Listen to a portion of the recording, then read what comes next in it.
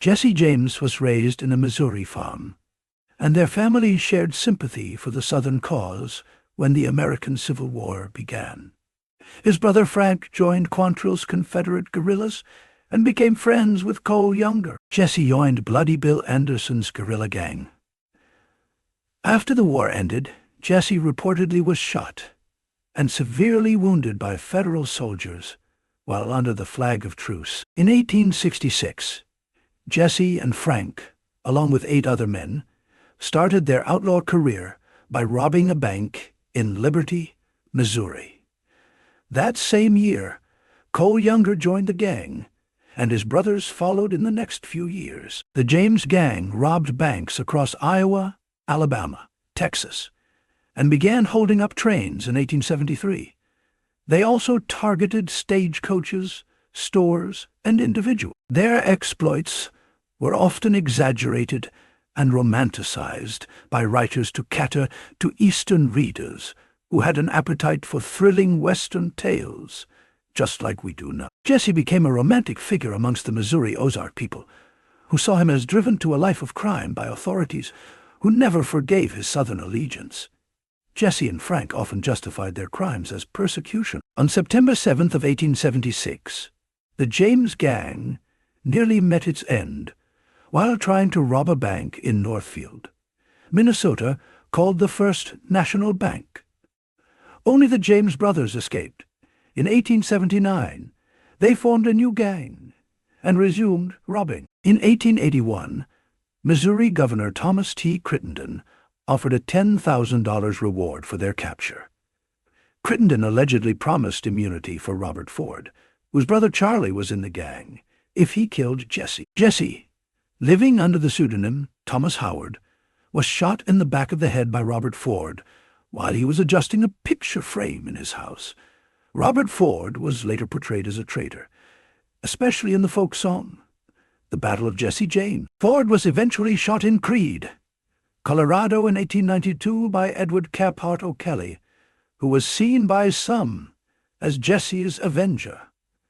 O'Kelly's life sentence was commuted in 1901 by Colorado Governor James Bradley, only after pleas for clemency. A few months after Jesse's death, Frank surrendered, his brother, and he was tried for murder and robbery, but was acquitted each time. Frank then retired to his family farm, where he lived a quiet life until his death in 1915, in the same room he was born. Billy the Kid was born November 23rd, 1859 in New York, New York, and is obviously one of the most notorious outlaws and gunfighters of the American West.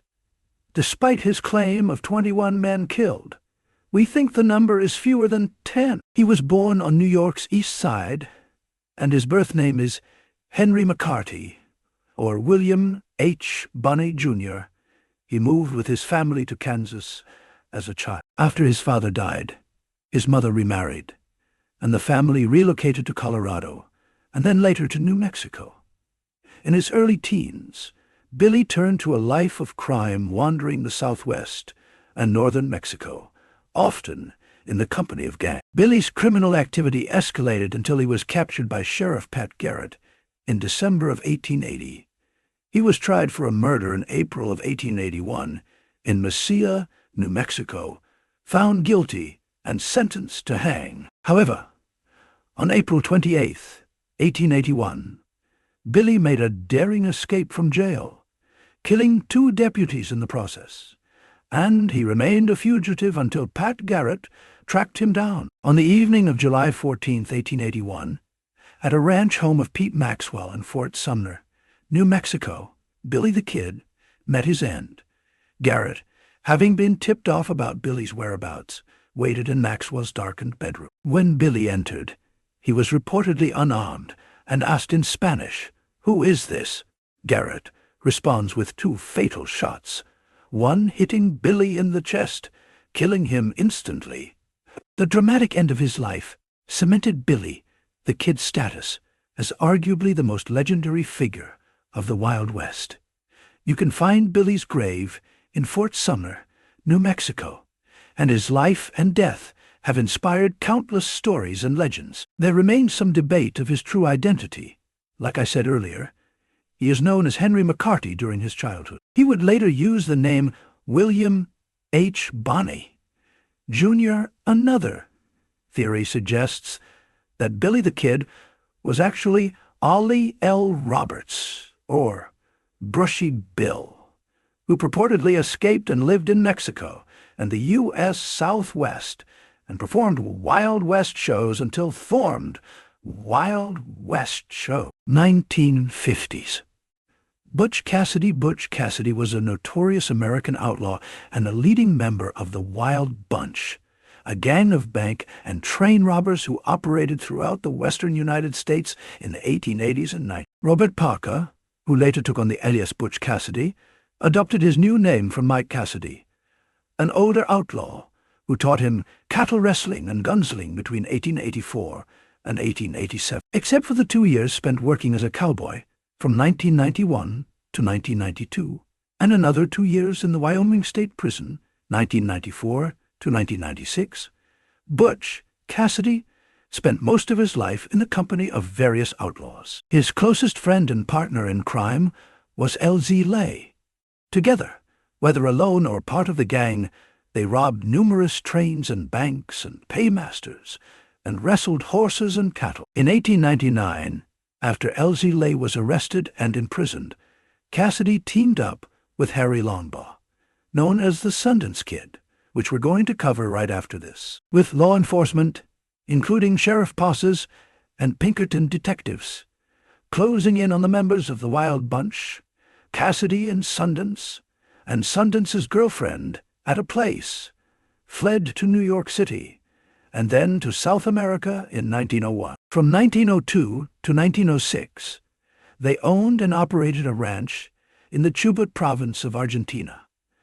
However, they eventually returned to their life of crime, robbing banks, trains, mine stations, while drifting from country to country. In 1909, Pinkerton agents reported that Cassidy and Sundance were trapped by mounted soldiers near San Vince, Bolivia, and during the standoff, Sundance was reportedly mortally wounded and Cassidy, not wanting to be captured, allegedly shot himself. However, other stories claim that they died in Mercedes, Uruguay, in December of 1911, killed by soldiers during a bank robbery. There are numerous other legends suggesting that Cassidy, either alone or with Sundance, survived and returned to the United States, living in obscurity. Some say he drifted from Mexico to Alaska and died in 1937 in the Northwest or Nevada, possibly in Spokane, Washington.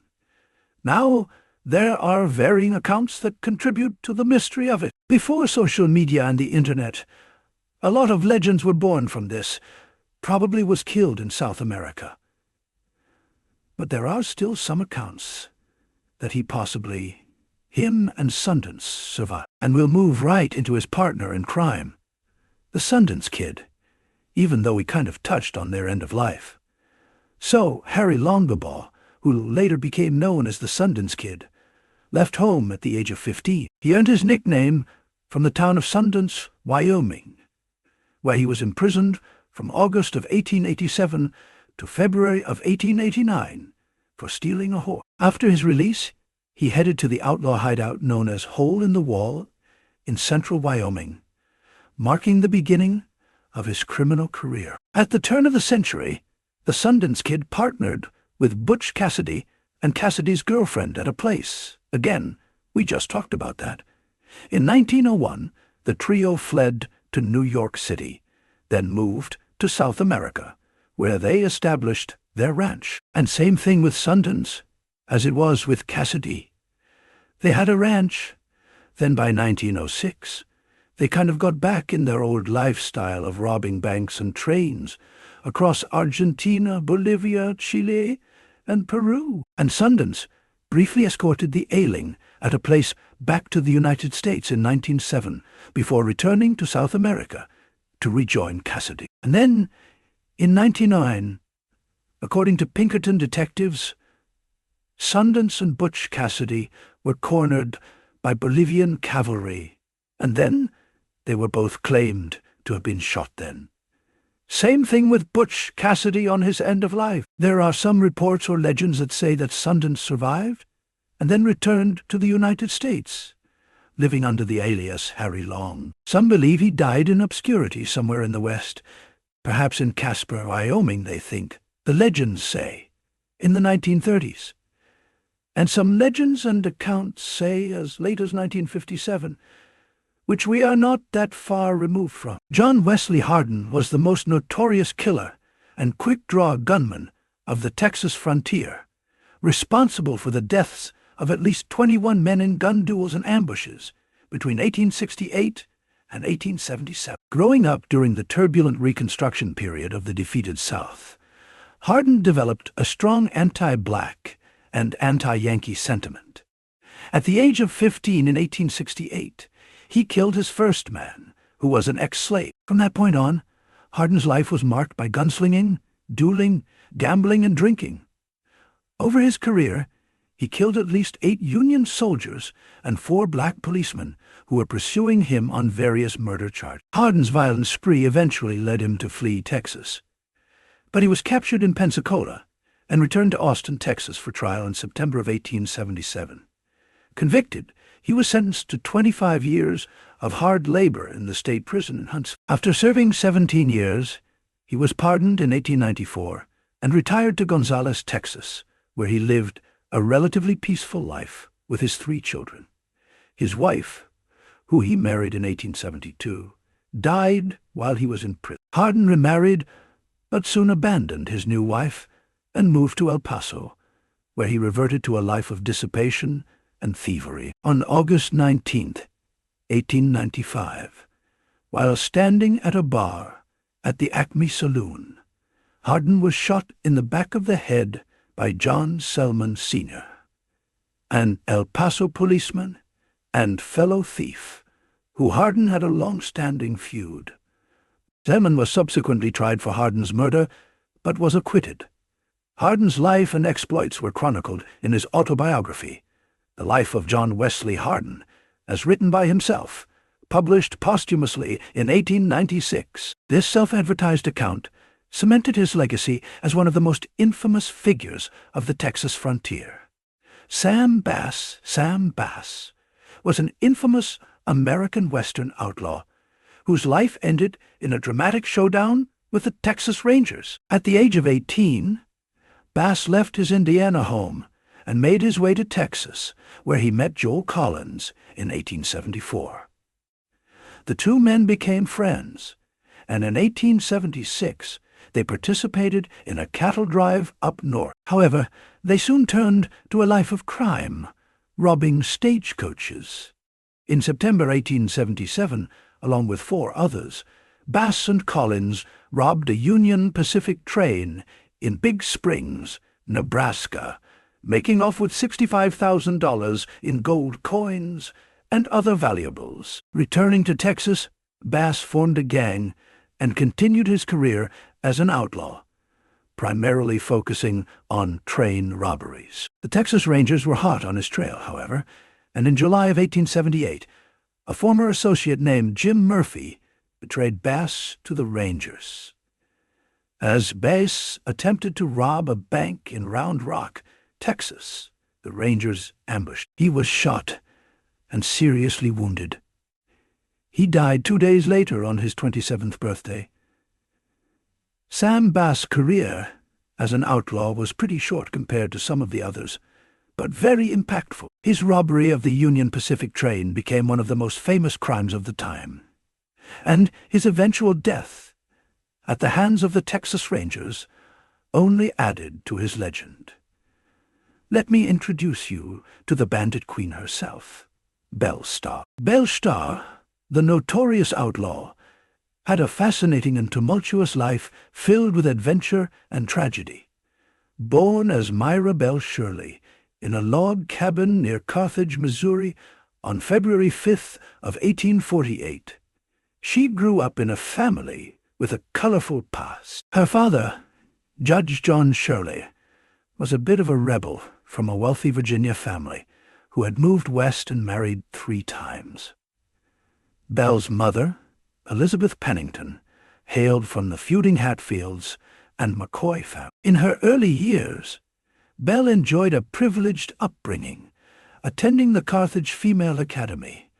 She was a bright student and excelled in music and classical languages. Despite her refined education, Belle also had a mischievous streak and showed love of her status as the rich girl. She embraced the outdoors, spending days exploring the countryside with her older brother, Bud, who taught her how to ride horses and handle a gun.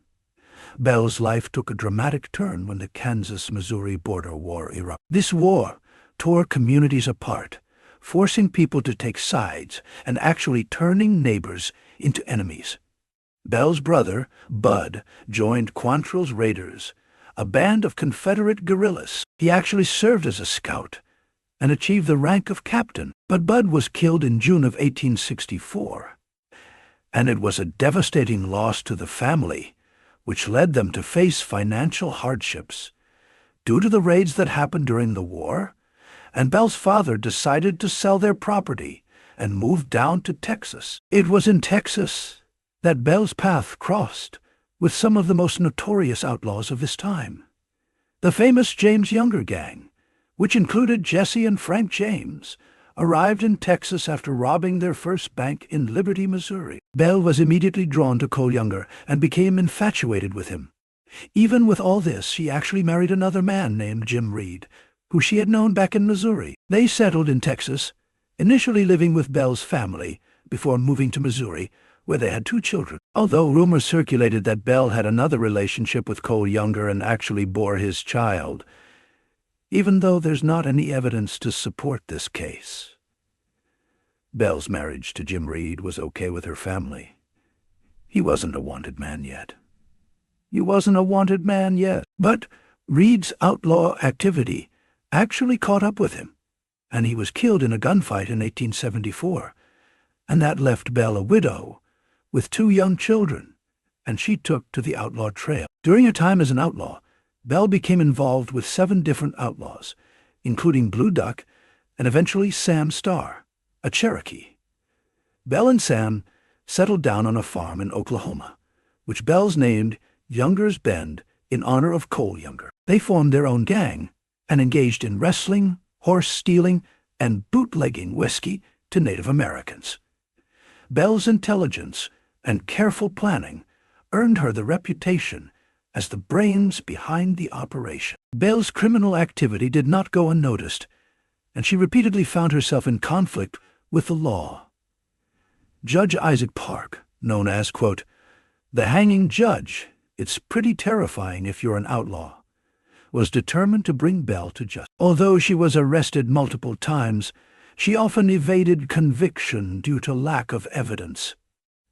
Belle's life took another tragic turn when Sam Starr was killed in a gunfight. Soon after, Belle entered into her 3rd marriage with a much younger outlaw, a man named Jim July.